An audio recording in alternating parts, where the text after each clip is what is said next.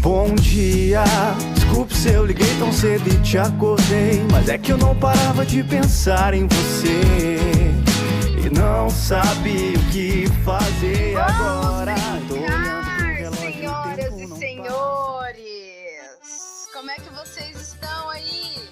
Semana passada a gente falou sobre brincadeira, sobre jogo, sobre alegria, sobre estar presente, sobre espontaneidade. E hoje a gente já está começando o nosso encontro falando sobre uma brincadeira maravilhosa, na verdade um conjunto de brincadeiras maravilhosas, que são as brincadeiras de roda. Dá uma olhadinha aí na primeira página, a imagem que tem na primeira página do conteúdo de vocês. Aí eu vejo então uma escultura, e nessa escultura ela também não é uma escultura muito cheia de detalhes, ela não é uma escultura que parece estar preocupada em trazer rostos da forma como a gente vê na vida real, não. É uma escultura que está representando aí, então, um grupo de crianças. E o que elas estão fazendo? Crianças, só eu que tô dizendo, né? Não necessariamente são crianças, podem ser adultos. Já começa aí essa pergunta, né? Então eu vejo um grupo de pessoas que estão girando, né? E essa escultura, então, ela tem um movimento, que aí eu vejo os cabelos ao vento, né? Parece que estão girando bem rápido. Quem aqui já brincou de ciranda, cirandinha? Quem já brincou de alguma brincadeira de roda? Cantigas de roda? Eu brincava bastante, gostava muito, foi muito importante pra mim ter brincado e ainda hoje brinco, né? Quem participou aí das nossas aulas de teatro sabe que a gente trabalhou muito com a circularidade, né, pessoal? Então, a gente vê aí essa escultura que foi feita por uma artista chamada Sandra Guinle. Ela foi feita em 2005 e ela vai introduzir esse nosso assunto, que são as cirandas. Uma palavra pra gente colocar no nosso letreiro, piscando e fazendo um som que é blim, blim, blim, blim, blim. Cirandas. O que são cirandas? Cirandas são brincadeiras cantadas e dançadas. As cirandas, elas fazem parte da nossa cultura popular. Cultura popular. Quem já ouviu falar disso? Quem lembra da professora falando sobre a cultura popular? O que será isso? Cultura popular. Minha gente, popular tem a ver com o povo, né? Por que a gente fala cultura popular? Porque existe uma ideia de uma cultura que não é a popular. Porque a cultura popular é a cultura do povo, é a nossa cultura, é a que todo mundo tem. A cultura popular é essa que está na sua casa, é essa que compõe aí a sua família, é a sua cultura, é a sua raiz.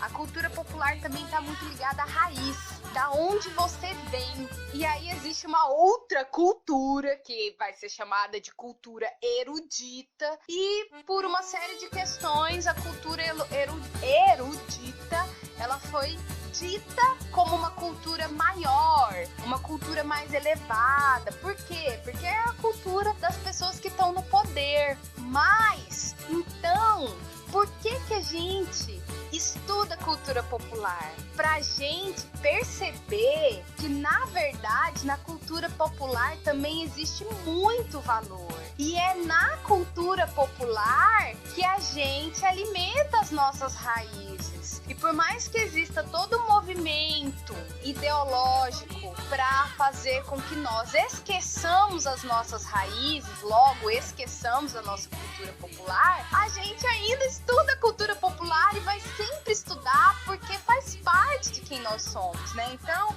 uma coisa interessante assim, é que as brincadeiras de roda, né, elas são muito diversas. Existem muitas brincadeiras de roda e elas são brincadeiras, mas elas não são de brincadeira, porque dentro dessas rodas giram saberes.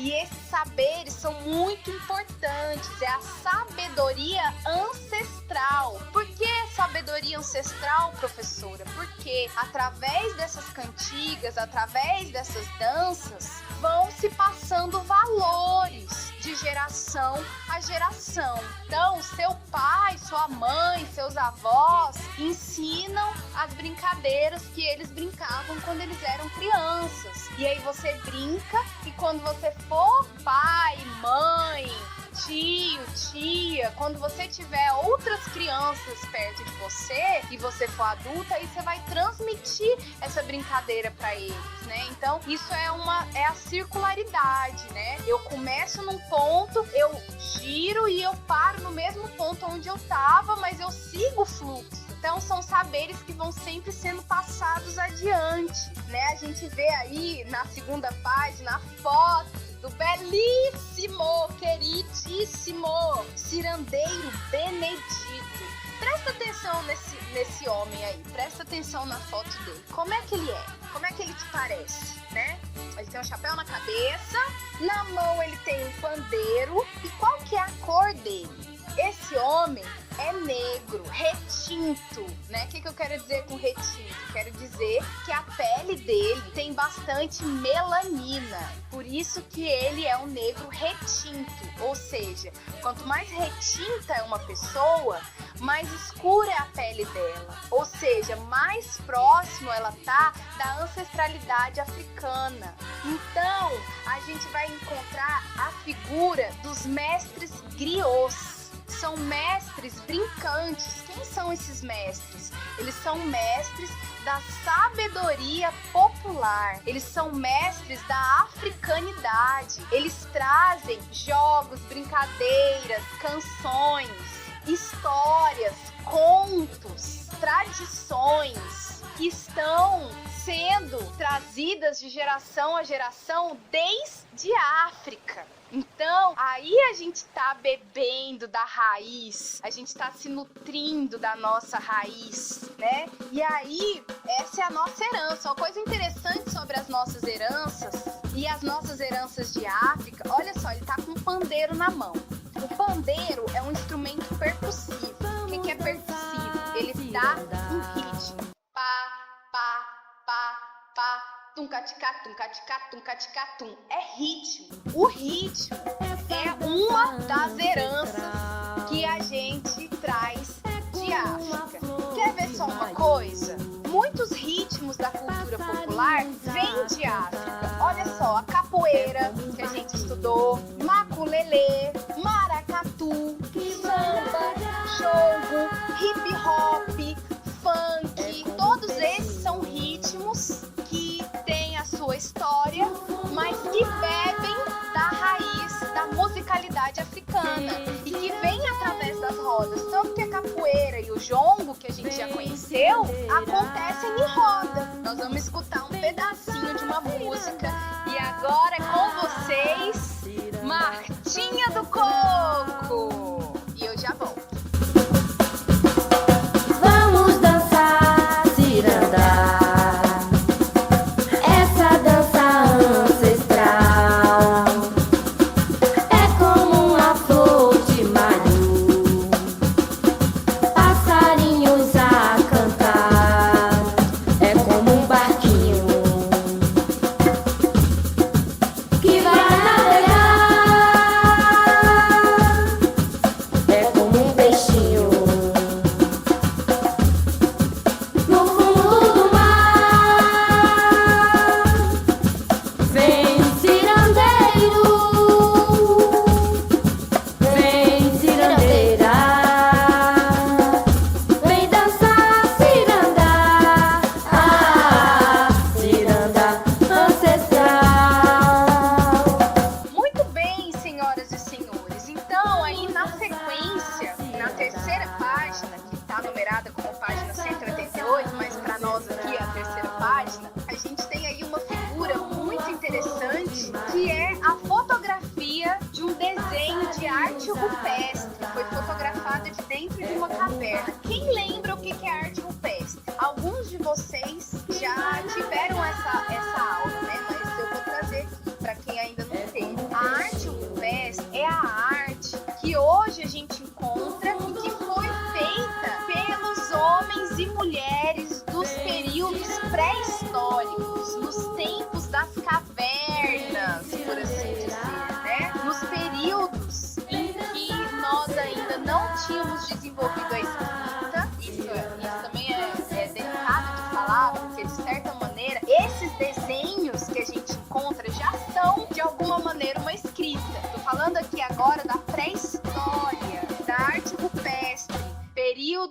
neolítico, paleolítico. E aí, o que tem aí nessas imagens? Tem representações de roda, representações de ciranda. Por quê, minha gente? Aí a gente começa a entrar num mistério muito bonito. Porque a circularidade, ela sempre esteve presente no imaginário da raça humana. Nós sempre nos reunimos em círculo. O círculo é um lugar de encontro, é um lugar de troca de saberes.